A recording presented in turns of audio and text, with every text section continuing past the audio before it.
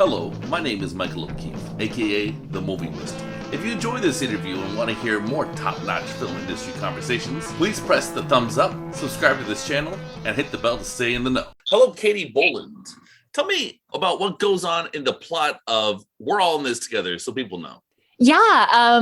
So We're All in This Together is a story about a dysfunctional family that has to come back together after the mother goes over a waterfall in a barrel and the feed goes viral. And I adapted the book from a best-selling Canadian novel, and I directed it, and I star in the film as twins. Yes, you do. Yeah.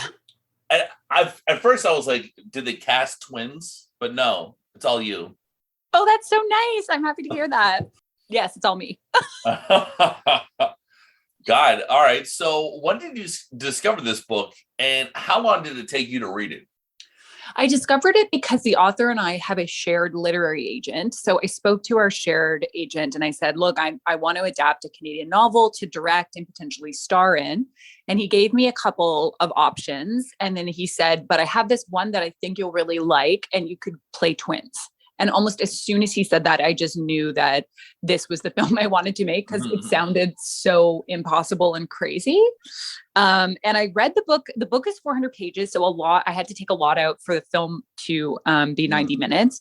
But I read the book very quickly. I read it in a couple of days because I loved it so much. Whoa. Couple of days? Yeah, I'm a fast reader too, but I really liked it. So I read it very quickly. How long is like a good reading session for you? Great question. Depends how distracted I am by my phone. All right. An hour. I like to get a few hours in. Yeah. I think like after 3 hours, your eyes are sort of glazing over, but like totally 20 minutes is not really enough either, you know?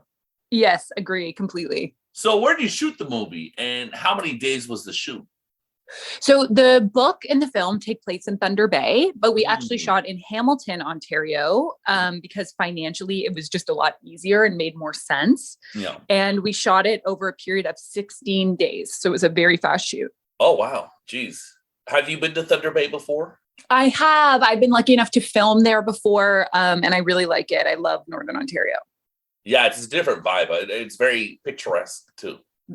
Absolutely. So was it hard to act two roles and direct a script, which you also wrote? I mean, it's adapted by of a book, but still an adaptation of a book, but still you wrote the script. It seems like a lot of stuff going on. Yeah, it was definitely, I have said to friends, like, I believe my neural pathways have changed since I made that film. Like it broke my brain in some ways, but in a way that felt like very fulfilling and exciting. The hard part was not necessarily filming. That actually was fun. The difficulty came when I had to edit it. So in post-production, that's definitely what I found the most challenging. But I would say overall, like, I am a different person from that experience, but I think a better one. Interesting. How would you say you're different? Just what seems impossible to me is different now. And like nothing is as stressful from a creative standpoint. Like obviously there's many things in life that are more stressful, but nothing's quite as stressful as like directing your first film and playing twins in it and all of those unknowns. We also filmed, like we were one of the first productions out of the gate after COVID. And that was like a pre-vaccine world. There was no insurance available for film and television in the case of COVID. So all of those things compounded, made it, and experience it now, everything else feels like, oh, what's the big deal in comparison? So that's good in a way. I think I'm more fearless. So you got some like relativity that made you more stoic. Yes. Beautiful. During the shoot, what was the biggest thing to overcome and what worked out naturally? The biggest thing to overcome is I think what you're always up against in independent film, which is like, you just don't have enough time and you don't have enough money. Yeah. So the biggest thing to overcome was just solving those small logistical challenges every day. Like, okay, I wrote it like this. This is the reality of how I can film it. So that was a lot to overcome. And pre-production was a lot to deal with and put together because it was like, how do we find a crew for these rates? Who wants to work during COVID? So those kind of logistical challenges. I mean, the actors were just so incredible. And people comment on like how strong the performances of the other actors are in the film. And I feel like I didn't have a lot to do with that actually as a director. They were so talented and came with so much already. So that was really thrilling to watch. Okay, so let's talk about categorizing this movie for a bit so people Great. chew on that. Would you like this movie to be referred to as a dramatic comedy, Yeah. comedic drama, a drama, a comedy? What is it? Dramatic comedy? I would hope. Yeah. Okay. So does it, I don't know what it is. It's hard to distinguish between the two sometimes. Yeah. And, you know, the book does a really phenomenal job of that. Like there's quite serious subject matter, but it won a lot of comedy awards. So it was important to me and to the author, Amy Jones, who gave me the rights to the book, like that I maintain some of the comedy and some of the tone of the book. So I'm happy that that came through to you. How do you identify and find the truth in both the characters you played? It was definitely, I mean, it was an interesting process. The simplest way I can explain it and sort of what I've been saying about it so far is I got sober about a year before I filmed the movie. Mm-hmm. So I thought of Finn as as who I was when I was still drinking. So sort of an avoidant personality that's not always in reality. And I thought of Nikki as a person who I was when I was newly sober, which was like very raw, but very willing to confront. So that was how I dissected it in my own brain. And then hair and makeup and wardrobe were huge. Like I had the most incredible team of women working with me. And that was so, so helpful to really differentiate the characters and get into the characters. Congratulations. I mean, sober for how long now? It's over 2 years now. It's close to 2.5 years. So thank you. Yeah. I mean, I know this is like a separate thing, but like how did for people out there, what was like your first step to, you know, heal yourself? Well, what's interesting, so the movie is a lot about generational trauma and sort of like shared diseases within family. So there is a lot of alcoholism in my family. So it wasn't like a surprise to me. Like I sort of grew up always knowing like that this is a danger zone just genetically for me. Mm-hmm. But my first step to healing myself was just admitting that like it wasn't working for me anymore. I was lucky that I have like an incredible support system.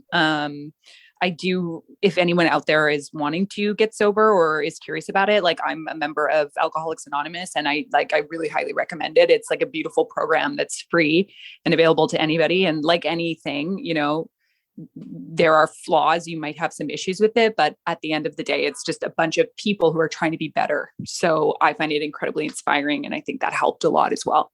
And my brother, who is a composer of this film with his producing partner, Nathaniel Smith, is 6 years sober.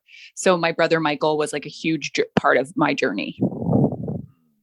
Interesting. Because I quit. I was a big smoker and I quit cigarettes and weed. And good for you. Thank you. It's been like 6 years now for cigarettes. It'll be 6 years in May for weed. And I tell people, you know, it's you just have to reach out, and there will be someone who's going to help you out, whether it's a doctor or, you know, a different program. A program. Yeah. Well, that's amazing. Yeah. I always like downers. Like, I don't know, weed was always too much thinking for me, but it's like, it's not a joke. Like it's serious for sure. Yes. You could definitely become dependent on, you know, anything really. Anywho, it's fun to talk about. Like this might seem like diverting from the movie, but it's not. It's like what the it's movie, not. Yeah, no. It's not really. You know, like I think, yeah, it's like the movie is about people who are dealing with like the whatever genetic code they've been given and whatever shared traumatic events they have, and it all manifests in different ways. You know, so it is totally relevant. Like that Finn, the character in the film, has an issue with alcohol. Like, you know, that the first scene. So it's definitely it's something I wanted to explore for sure. Yeah. I mean, movies are cracked, but they're also about real things too. So what is the best compliment you've received so far for the movie? A few people have told me that they didn't know it was the same actress playing twins. That felt good because I was definitely highly concerned about that. Tell me about working on The Master.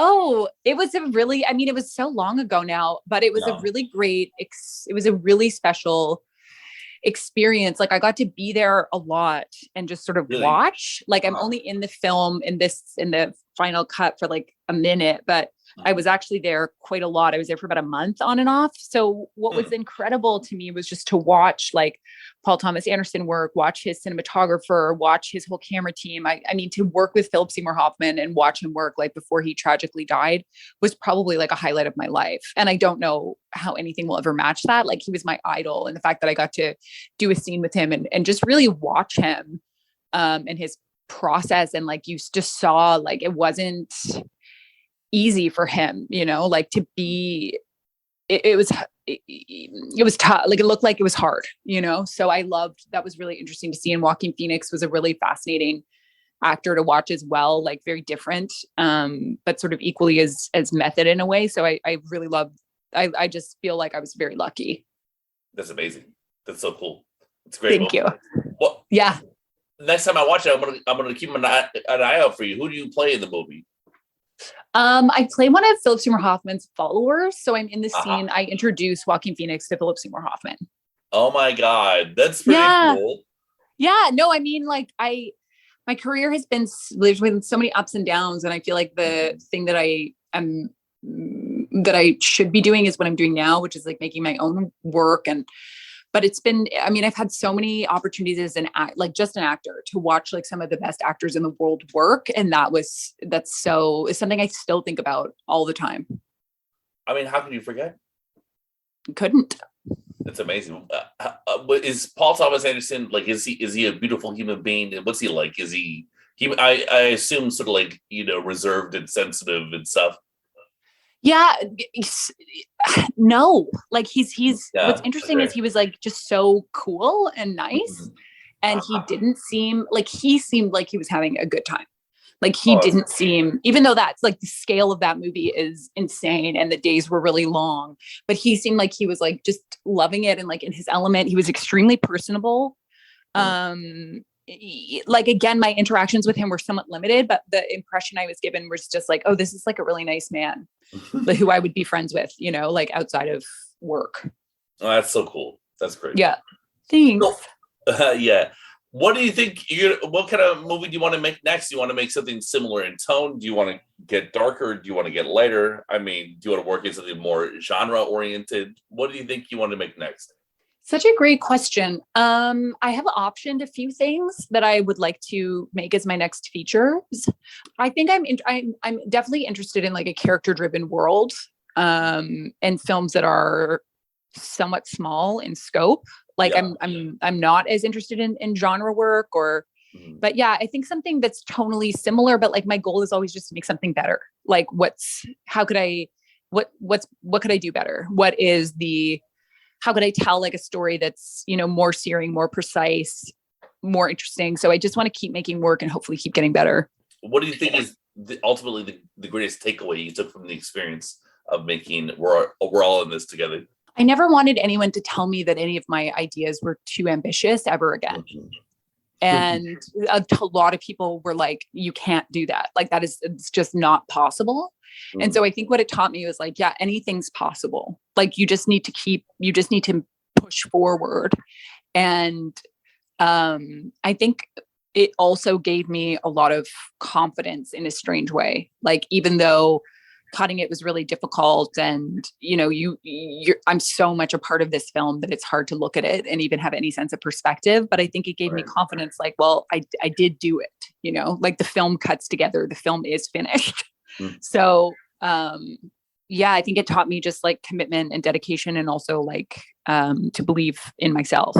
During the editing process, did you step away for a bit and let an editor do their thing, or were you involved the entire time? I think I was pretty controlling. Ultimately, I was definitely very involved. I did step away at one point for a few days just because I was like, I can't make any sense of this. Right. And my mother, who executive produced the film and is a filmmaker herself, Gail Harvey, she came in for that 2 days and looked at stuff and gave me her notes and thoughts. And that was really helpful because ultimately it was just too much of an echo chamber. Like it was just too much of me. So yeah, I did step away for a few days. Okay. Well, Katie, thank you very much for your time. My final question to you is, how do you feel about being included at the Whistler Film Festival? Oh, it was incredible. Like, I think it's really like the Sundance of Canada, and it's so supportive of Canadian independent filmmakers and Canadian film. And it was really amazing to see how they came back to life post COVID. So I was really happy.